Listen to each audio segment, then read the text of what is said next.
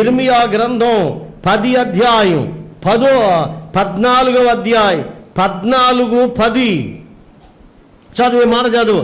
యెహోవా ఈ జనులతో ఈ మాట సెలవిచ్చుచున్నాడు, ఈ జనులు తమ కాళ్ళకు అడ్డము లేకుండా తిరుగులాడుటకు ఇచ్చగలవారు గనుక యెహోవా వారిని అంగీకరింపాడు.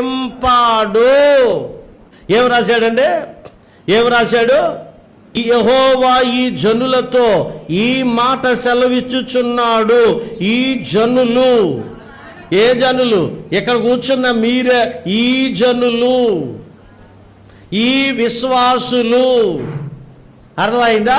ఈ విశ్వాసులు, ఈ జనులు, దేవుణ్ణి ఎరిగిన ఈ జనులు, ప్రార్థన చేసుకుంటున్న ఈ జనులు, ప్రార్థనకు వచ్చిన ఈ జనులు, వాక్యాన్ని మోసుకెళ్తున్న ఈ జనులు ఎలా తిరుగుతున్నారట? కాళ్ళకు అడ్డం లేకుండా తిరిగారట. తిరిగావుగా గతంలో. నీ కాళ్ళకు అడ్డు ఆపు ఏమి లేదు కదా. నీ కాళ్ళకు అడ్డు ఆపు లేకుండా బతికేవు కదా. ఏమంటే మరి ఈ రోజును ఎడితే ఏం ప్రయోజనం?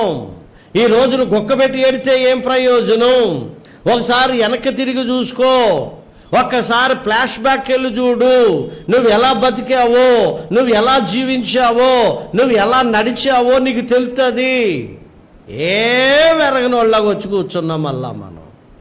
అనారోగ్యం రాకపోతే ఆరోగ్యం వద్దా, అనారోగ్యం రాకపోతే ఆరోగ్యం వద్దా.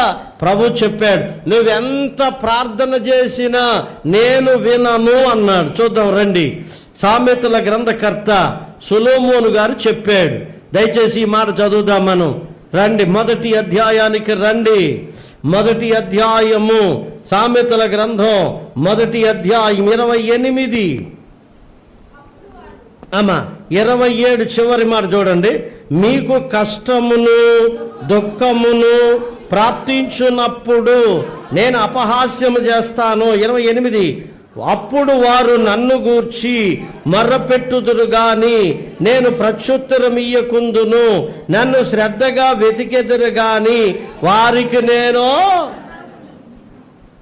వారు మొర్రపెడతారు గాని వారి ప్రార్థన నేను వింటానన్నాడా విన్నన్నాడా? విన్నన్నాడా అని అడిగాను నేను. ఏం రాశాడు? మీరు బహుగా ప్రార్థన చేసినా నేను వినను. నీ గురించి ఎంతమంది దైవ సేవకులు ప్రార్థన చేసినా నేను వినను. నువ్వు ఎన్ని ఉపవాసాలున్నా నేను వినను. ఎంతమంది దైవ సేవకులు నీ గురించి మర్ర పెట్టినా నేను వినను. ఎందుకని? నీ కాళ్ళకు అడ్డం లేకుండా జీవించావు. చెడు కబుర్లు నీకు తీయగా ఉన్నాయి, కాని పనులు నీకు తీయగా ఉన్నాయి. దాన్ని పోనీయకుండా మనసులో నువ్వేం చేసుకున్నావు? మరలా దాన్ని భద్రం చేసుకున్నావు. నీ భర్త అన్న మాటలు నువ్వు భద్రం చేసుకోలేదు, కానీ దారిని పోయే పనికిమాలోడు అన్న మాటలు నీ హృదయంలో భద్రం చేసుకున్నావు. భర్తను గాలికి వదిలేసావు, భార్యను గాలికి వదిలేసావు, పిల్లల్ని గాలికి వదిలేసావు, సంసారాన్ని గాలికి వదిలేసావు, ఉద్యోగాన్ని గాలికి వదిలేసావు, పాపాన్ని చెడుతనాన్ని భద్రం చేసుకున్నావు. ఈ రోజుని ఏడిస్తే ఏం ప్రయోజనం అని నేను అనలేదు, ఈయన అంటున్నాడు. అంచేత ఏం చేద్దాం?